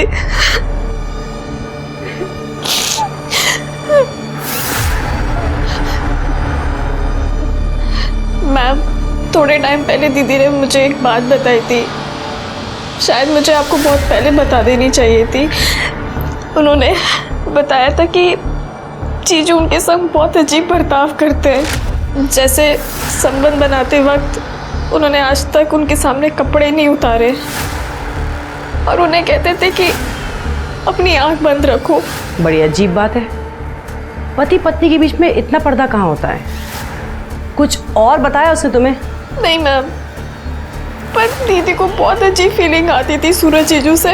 उन्हें ऐसा लगता रहता था कि जैसे जीजू उनसे कोई बहुत बड़ी बात छुपा रहे हैं। ये सूरज कहीं लड़की तो नहीं है सर? क्योंकि उसके हाव भाव देख के मुझे कुछ ठीक नहीं लगा। तुम्हें भी शक हुआ ना शिरके? मुझे भी पहली बार जब देखा उसको शक हुआ। वो है लड़की लेकिन दुनिया के सामने लड़का बन के घूम रहा है। सर हमें उसका मेडिकल टेस्ट कराना चाहिए। नहीं शिरके, कानून ये करने की इजाजत नहीं देगा क्योंकि हमारे पास कोई पक्का सबूत नहीं है। एक काम करो शिरके, सखाराम और अक्षय इनका डीएनए टेस्ट करवाओ और किसी को भी शक के दायरे से बाहर मत जाने दो। ठीक है सर। हाँ, अंजलि से पहले सूरज की शादी मुझसे हुई थी, लेकिन हमारा तलाक हो गया। डिवोर्स के बाद भी सूरज के कांटेक्ट में क्यों हो? तो इसमें गलत क्या है? हम अच्छे दोस्त हैं और सूरज अपनी बीवी के साथ खुश था, तो मुझे इससे क्यों प्रॉब्लम होगी? बहुत हीरो बनता है तू, हाँ? हीरो बन के घूमता है तू, हाँ? तेरे बारे में सारी इंफॉर्मेशन निकाली हमने। हवस का पुजारी है ना तू? सर मैं सच कह रहा हूँ, मैंने कुछ नहीं किया है। अंजलि की शादी के बाद से तो मैं कभी उससे मिला भी नहीं। शादी के पहले तो परेशान करता था उसको। नीरव नगर में तेरा मोबाइल लोकेशन क्या करता है रे? उसके ससुराल के आसपास क्यों मंडराता है तू? नीरव नगर में मेरा दोस्त रहता है, इसलिए कभी कभार जाते रहता हूँ मैं उसके पास। अंजलि के साथ जो कुछ भी हुआ वो वाकई में बहुत बुरा था, पर मैं सच कह रहा हूँ सर, उसमें मेरा कोई हाथ नहीं है। तेरा हाथ है क्या तेरा पैर है वो हम ढूंढ के निकालेंगे, समझा ना? खड़े तुम जायला दोन चार लावा चांगला है। सर मैं सच कह रहा हूँ। सर सखाराम और कल्पना 16 फेब को अपने घर पर ही थे और सूरज के मोबाइल लोकेशन से पता चला है कि वो दुकान पर था। शिरके ऐसा शातिर बिना मोबाइल के भी क्राइम सीन पे जा सकता है। ये सावन फैमिली के ऊपर भरोसा मत करो, झूठ बोलते हो लोग। जांच जारी रखना। ठीक है सर, लेकिन सर हमें और सबूत जुटाने पड़ेंगे क्योंकि राजू के केस में कमलेश के मोबाइल लोकेशन से कुछ खास इन्फॉर्मेशन नहीं मिली। राजू के मर्डर में तो कमलेश के ऊपर शक है, लेकिन ये अंजलि, इसका मर्डर किसने और क्यों किया होगा?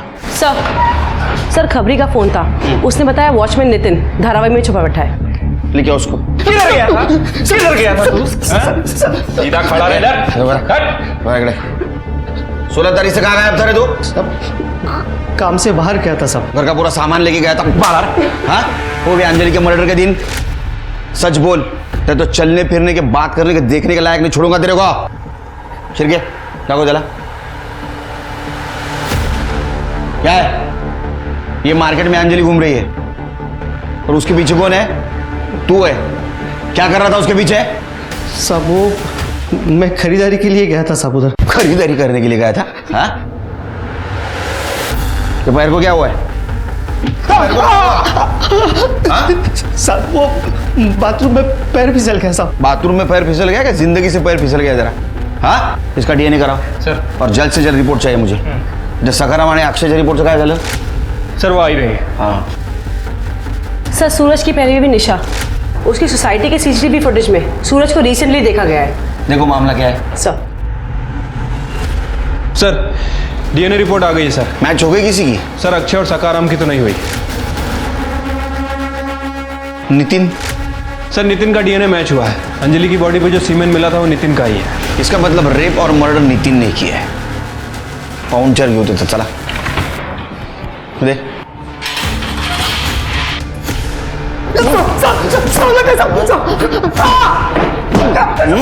ये तो प्रूव हो गया तूने अंजलि का रेप किया। मर्डर क्यों किया उसका? बताता सब उस दिन अंजलि मार्केट से लौट रही थी तो मैंने उसका पीछा किया साहब। रुक रुक, तेरी तो रुक।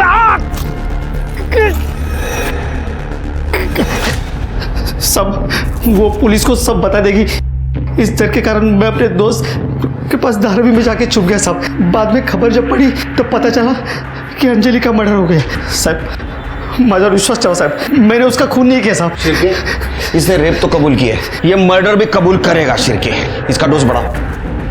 सब मेरी बात सुनो, सब मैंने नहीं किया साहब, सब नहीं मारा, नहीं किया साहब। अंजलि मर्डर केस उसके साथ हुए बलात्कार की पुष्टि पर जाकर ठहर गया था। अंजलि पर बुरी नजर रखने वाला वॉचमैन नितिन अब सलाखों के पीछे था। पर क्या अंजलि का कातिल भी ये नितिन ही था? अंजलि की बदनसीबी मरने पर भी अन्याय बनकर पीछा कर रही थी। दूसरी तरफ पुलिस की जांच शक के दायरे में एक के बाद एक आते जा रहे नामों में उलझकर रह गई थी। सखाराम सावंत, कमलेश शिंदे, अक्षय और वॉचमैन नितिन जैसे कई लोगों पर पुलिस को शक था। लेकिन अंजलि के लिए न्याय अब भी इस एक सवाल के जवाब का इंतजार कर रहा था कि उसका कातिल आखिर है कौन। सर मुझे लग रहा है कि ये नितिन सच बोल रहा है। वैसे भी अंजलि की लाश हमें मोरे नगर में मिली। नगर से कीर्ति मार्केट और अंजलि का ससुराल, ये दोनों ही जगह काफ़ी दूर है सर। शिरके, मुझे भी ऐसे ही लगता है, क्योंकि नितिन की पैर में अभी भी सूजन है और ऐसी हालत में वो अंजलि का रेप करके उसका पीछा नहीं कर सकते। सर ये सावंत फैमिली का नाटक ही खत्म नहीं हो रहा है। सर निशा और सूरज, इनका डिवोर्स ही नहीं हुआ था, उनका स्टेटमेंट गलत था। सर एक बात और, सर ये सूरज निशा के अकाउंट में हर महीने 30,000 रुपये भेजता है। हमें पता है कि सूरज के साथ तुम्हारा तलाक नहीं हुआ था, फिर भी हर महीने वो तुम्हें 30,000 रुपए देता था। अब बोलोगी क्यों? सर ऐसे नहीं बोलेगी। मैं बताती हूँ, मैं सब बताती हूँ। सर सूरज एक लड़का नहीं बल्कि एक लड़की है। उसका नाम सोनम है। दहेज के लिए उसने लड़का बनकर मुझसे शादी की थी, जिसके लिए मेरे पिताजी को गांव की जमीन बेचकर उसे 20 लाख रुपए देने पड़े। लेकिन शादी के बाद उसके शारीरिक संबंध बनाने के तरीकों पर मेरा शक और गहरा होता चला गया।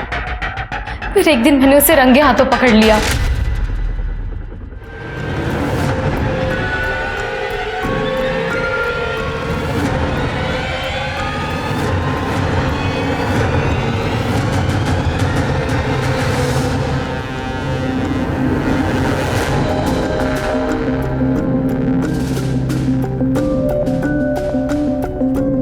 तू यही ढूंढ रही है ना? अली कब तक लड़का बनने का नाटक करके बेवकूफ बनाएगी?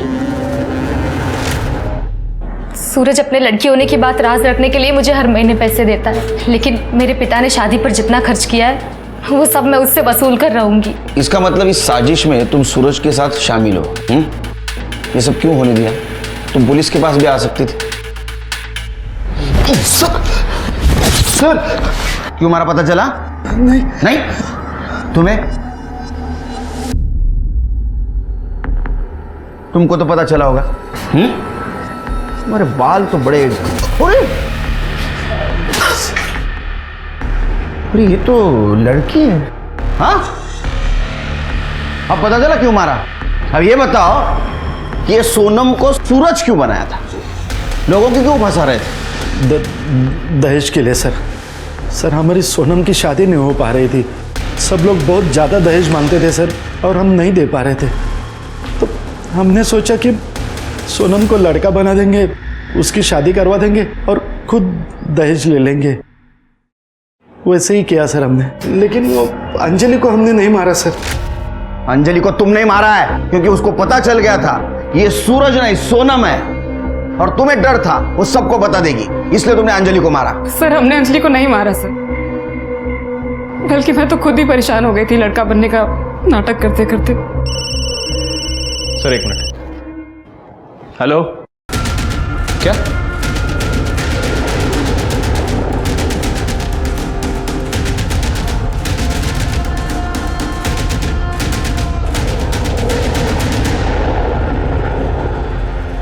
सर मैंने इसे कहीं तो देखा है।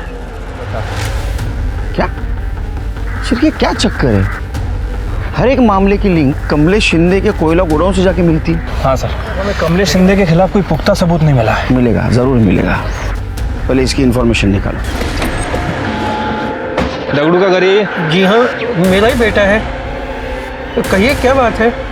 दरअसल उसका मर्डर हो गया है और हमें घर की तलाशी लेनी है। पूरे घर की अच्छे से तलाशी लो।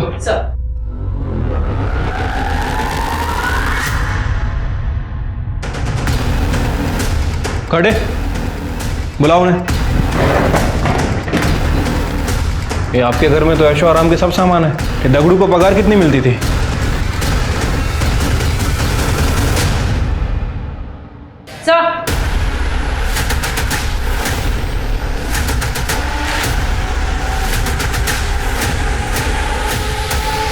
Yes sir. जैन सर हमने दगड़ू के घर की तलाशी ली। सर ये दगड़ू मामूली सी पगार पे शिंदे के गोडाउन में काम करता है, लेकिन सर उसके घर में ऐशो आराम की हर चीज़ है, TV, fridge, washing machine, AC, सब कुछ। और सर कमाल की बात यह है कि ये सारी चीज़ें उसे किसी और के क्रेडिट कार्ड से खरीद के दी गई हैं। इतनी महंगी चीज़ें उससे कोई क्यों देगा, और अगर देगा तो बिना वजह नहीं देगा। और सर कमाल की बात तो यह है कि 16 तारीख को दोपहर 3 बजे उस क्रेडिट कार्ड से एक शर्ट भी खरीदी गई थी, और जहां अंजलि की डेड बॉडी मिली वो शर्ट की दुकान वहां पास में ही है। इसका मतलब छिड़के हम जल्द ही कातिल तक पहुंचने वाले हैं। अंजलि का कातिल और मैं? ये क्या बकवास कर रहे हो आप? बैठ। शायद आपको मालूम नहीं, अंजलि मेरी भतीजी है। मैं भला उसका खून क्यों करूंगा? क्योंकि तूने अंजलि का बॉयफ्रेंड राजू का मर्डर किया। ये क्या बोल रहे हो आप? छिड़के मेरा वीडियो। हाँ, ये मोबाइल हमें दगड़ू के घर से मिला, और ये वीडियो देख के तू डरता था, और इसलिए तू दगड़ू जो चाहता था उसको लेके देता था। इतना ही नहीं, दगड़ू के बाप ने हमें बताया तू कोयले के गोदाम के आड़ में गलत धंधा करता था। हाँ, तेरा नसीब अच्छा था रे, तू 3-4 मोबाइल यूज करता था, इसलिए तू जल्दी ट्रेस आउट नहीं हुआ हमको। अब बता अंजलि को क्यों मारा? क्या सबूत है आपके पास कि मैंने? सबूत चाहिए तेरे को? याद कर, जब तूने अंजलि को मारा तो ब्लड के छींटे तेरे शर्ट पे उड़े थे। आया याद? फिर तूने क्या किया? तू एक दुकान में गया, वहां तूने एक शर्ट खरीदी और वहां कार्ड स्वाइप किया। वो कार्ड स्वाइप किया जो कार्ड स्वाइप करके तू दगड़ू को चीजें लेके देता था। हम वो दुकान में पहुंचे, तेरा नसीब खराब था। तूने वहां से एक शर्ट तो खरीदी, लेकिन पुरानी शर्ट वहीं छोड़ गया, और वो दुकानदार ने वो शर्ट स्टोर रूम में रखी थी। और चाहिए सबूत? और चाहिए सबूत? नहीं साहब, बता दो सब। बता। साहब, मैं कमलेश दादा के कोयले के गोडाउन में चुपके से ड्रग्स का धंधा करता था। सब कुछ ठीक चल रहा था, लेकिन एक दिन ये बात राजू को पता चल गई। देख राजू, अपने काम से काम रख, समझा? जा काम कर। कितने घटिया इंसान हो यार तुम। जिस थाली में खाते उसी में छेद करते, तुम्हें शर्म नहीं आई? देख, फालतू की बात मत कर। अगर तू चाहता है ना तो तुझे भी इसमें हिस्सा देने को मैं तैयार हूँ। भाई, मैं भीख मांग के ना अपना गुजारा कर लूँगा, लेकिन तेरी पाप की कमाई मुझे नहीं चाहिए। और तो और मैं सब कुछ शिंदे साहब को बता के रहूँगा। उन्हें पता तो चले उनके पीठ के पीछे उनका ही भाई गोदाम में क्या काला कारोबार कर रहा है। राजू, मेरी बात मानता तो मरने से बच जाता था। अंजलि को क्यों मारा? सब एक दिन अंजलि अचानक मायके आई थी, और मुझे ये बात मालूम ही नहीं थी वो घर पे है। देख दगड़ू, अगर मुझे ब्लैकमेल करने की कोशिश की ना तो तू बहुत पछताएगा। ड्रग्स सप्लाई के मामले में तुझे जो तेरा हिस्सा मिल रहा है ना, तू उसी में खुश रहे, समझा? और हाँ, राजू की हत्या का मामला अगर सामने आया तो तुझे क्या लगता है तू बच जाएगा? मेरे साथ तू भी फंसेगा। चल रखता हूँ।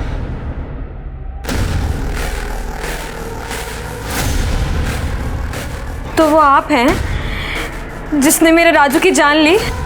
याद रखना काका, इसकी माफ़ी आपको कभी नहीं मिलेगी। अंजलि, वैसा कुछ नहीं है साहब। मैंने अंजलि को समझाने की बहुत कोशिश की, लेकिन वो सुनने को तैयार ही नहीं थी। हालांकि उसके पास मेरे खिलाफ कोई सबूत नहीं था। उसको समझाने के लिए दूसरे दिन मैं उसके ससुराल जा रहा था, तभी वो मुझे रास्ते में ही मिल गई।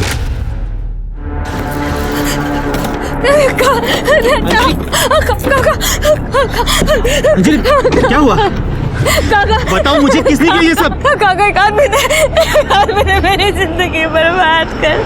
तुम गाड़ी में बैठो, मैं सब कुछ ठीक कर लूंगा। नहीं, आप मुझे जीना ही नहीं है काका। अंजलि, तुम गाड़ी में बैठो, चलो।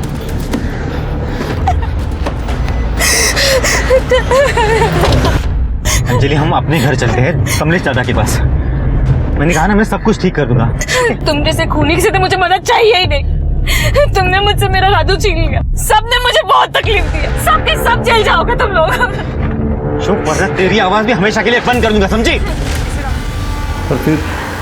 और फिर दगड़ू भी ये वीडियो दिखाकर मुझे ब्लैकमेल कर रहा था, तो मैंने उसे भी मार दिया। तूने लोगों को नई सीख दी है। बाहर वालों से पहले अपने लोगों से सतर्क रहना चाहिए। लालच कई बार ऐसी हवस का रूप लेता है कि इंसान अच्छे बुरे का फर्क नहीं कर पाता है। वो एक गुनाह छिपाने के लिए सिलसिलेवार अपराध करने पर मजबूर हो जाता है। करीब 3 महीने से अनसुलझा पड़ा ये कोल्ड केस और फिर दगड़ू की हत्या को अंजाम देने में दोषी प्रशांत शिंदे को कड़ी सजा सुनाई गई। वहीं सावंत परिवार को भी उनकी बेटी सोनम को लड़का बनाकर उसकी शादी करने के एवज में धोखाधड़ी के मामले में जेल की हवा खानी पड़ी। लेकिन अंजलि के साथ जो हुआ उसमें उसका परिवार भी बराबर दोषी है। हमारे समाज में आज भी लड़की को बोझ मानने वालों, उसके रंग रूप के आधार पर भेदभाव करने वालों की कमी नहीं है। ऐसे में एक परिवार की अपने हर सदस्य के प्रति जिम्मेदारी और भी बढ़ जाती है। पराये लोगों से असुरक्षा स्वाभाविक है, लेकिन ख्याल रखें कि हमारे आसपास पारिवारिक सुरक्षा का एहसास देने वाला कोई शख्स ही कहीं संदिग्ध तो नहीं। अब मैं सोनाली कुलकर्णी आपसे विदा लेती हूँ। फिर मिलेंगे क्राइम पेट्रोल सतर्क के जस्टिस रीलोडेड में एक नए केस के साथ। तब तक अपना और अपने परिवार का ख्याल रखें, मास्क पहने, सैनिटाइजर का इस्तेमाल करें और सोशल डिस्टेंसिंग ध्यान में रखें। देखते रहिए क्राइम पेट्रोल सतर्क। जय हिंद। क्राइम पेट्रोल के और भी दिलचस्प कहानी देखने के लिए हमारे चैनल को सब्सक्राइब करें और बेल आइकॉन दबाना न भूलें।